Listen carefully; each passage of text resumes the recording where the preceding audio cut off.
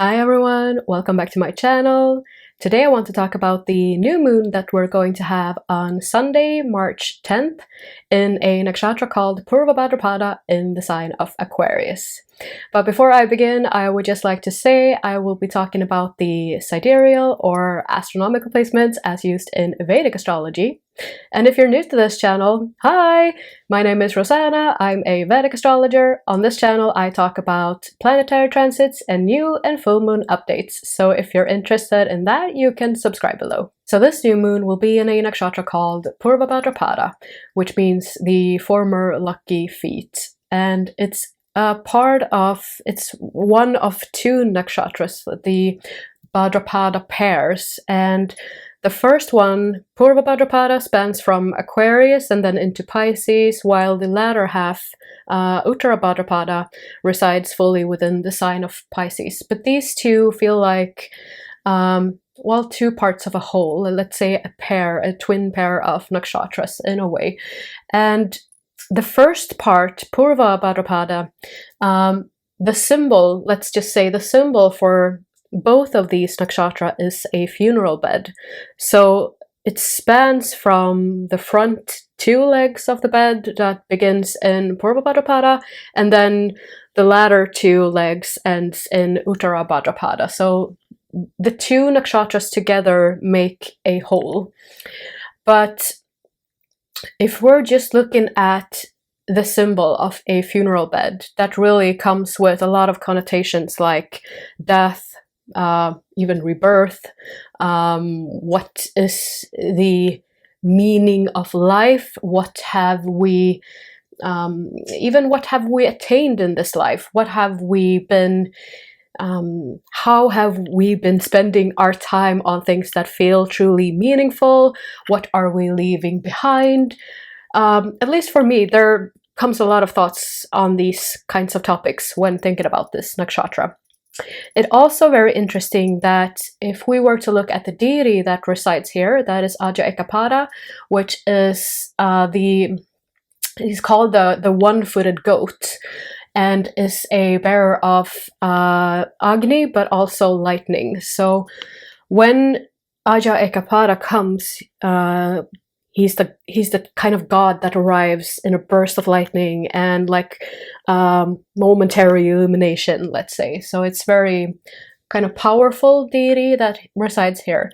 But also, when we think about the fact that he is the bearer or vessel, let's say, for fire, because what happens when the lightning strikes, usually, or not usually, but there's a huge possibility that it will result in a fire. So 𝗍𝗲𝗀𝗀𝗀𝗀 also brings this fire quality to this nakshatra, and for me I usually relate this also to the symbol of the funeral bed, because it is that purification process. Like at the end stage, let's say, this becomes morbid fast, but bear with me guys. So let's say that after death, we've prepared the funeral bed, and for lots of people, the end of life is burning the body. At least a lot of people choose that as the way to dispose of the body and everything. So what we leave behind is like that, or we go out in fire. That's like the final stage, like the final purification of all of these earthy, I was about to say particles, but we have nothing more of this earth. We are just something else. Our spirit moves on, but our body is from the earth and will to the earth return. So okay, this was a long train of thought, but what I wanted to say was, for me, this nakshatra brings thoughts of purification. So it's like a deep purification process here.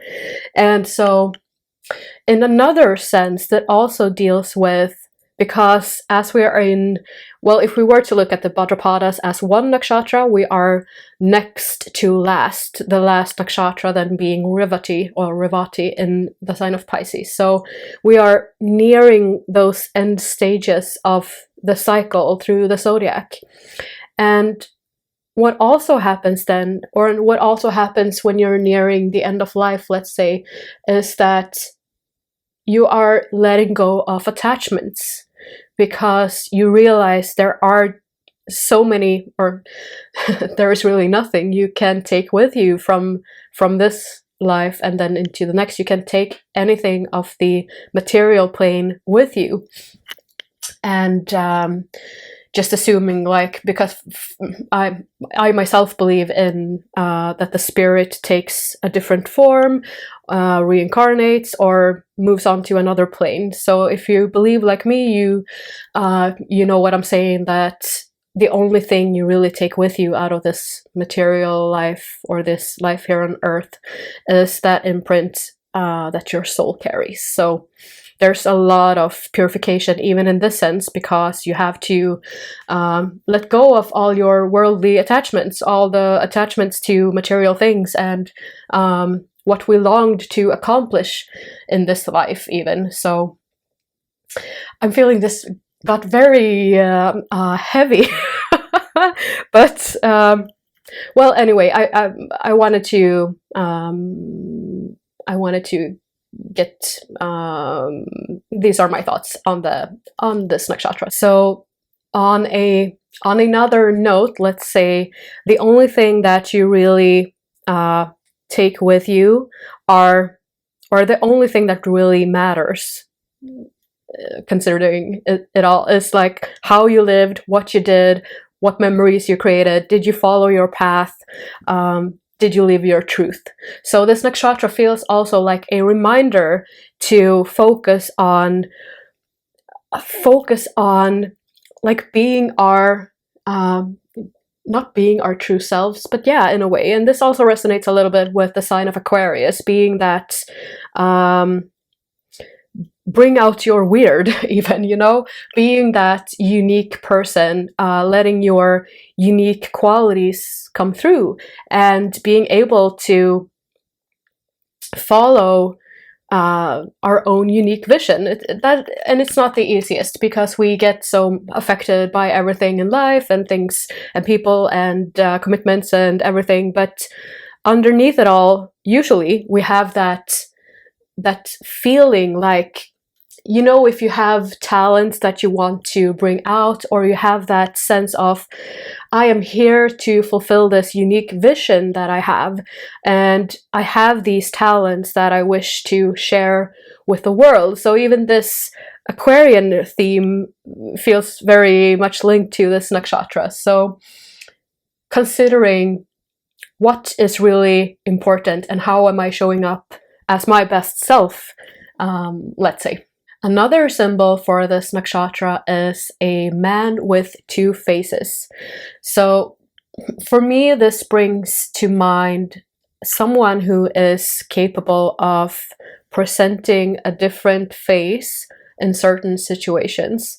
And I mean, every one of us does this. I mean, when we are professional at work, or when we are relaxed with our friends, and we always have let's say different masks. But this symbol also makes me feel of like the two-faced quality. So you can even be or even hiding who you truly are. Are you putting on a mask? Are you putting on a show? Are you afraid to let somebody see the real you even, or showing who you truly are? And not in all situations, of course. I mean, there's different areas of life demand different approaches, or different, like, we present ourselves differently. But as a whole, I feel like this new moon is also a call to see how are we showing up in different situations, and to reflect on this, and to see how we can be more let's say show more of who we truly are. and not hiding so much behind a mask of who we think people wish to see, like just presenting our true self and let people take it or leave it, I was about to say, but you catch my drift. If we look at the planetary ruler for Purva Bhadrapada, that is the planet Jupiter.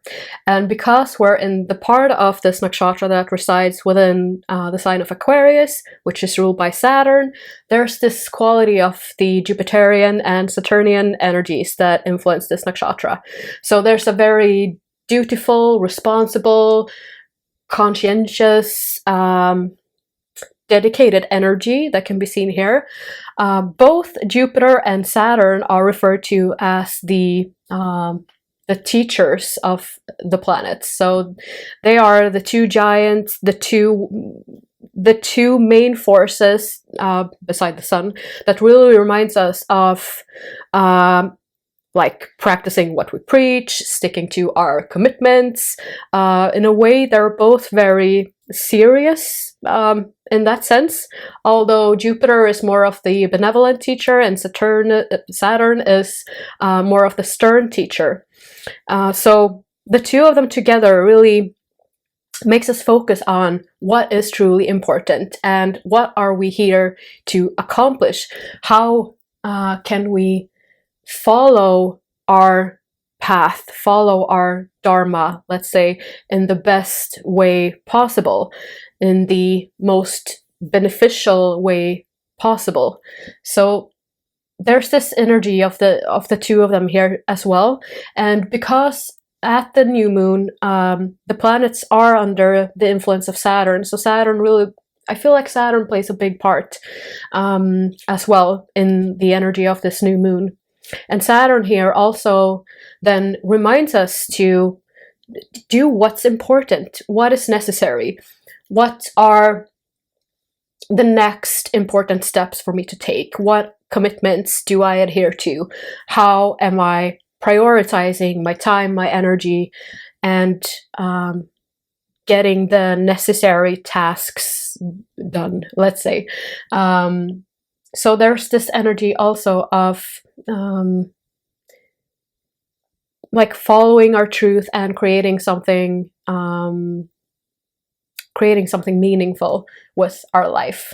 So in all, the energy of this new moon feels very much aligned with getting us to reflect upon how we can follow our unique path, bring out our unique vision, share our unique vision, and following our truth, like getting more in touch with what is our deeper truth and how do I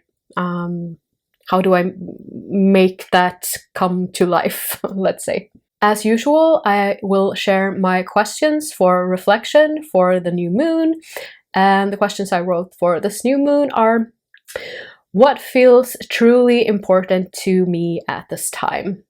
How can I make room for more of this in my life? What dreams am I longing to manifest? Which steps do I need to take to make this into a reality? Where am I bleeding energy? What can I do to protect my energy? What is my unique gift? What hidden talent am I reluctant to share with the world? Am I being true to my values?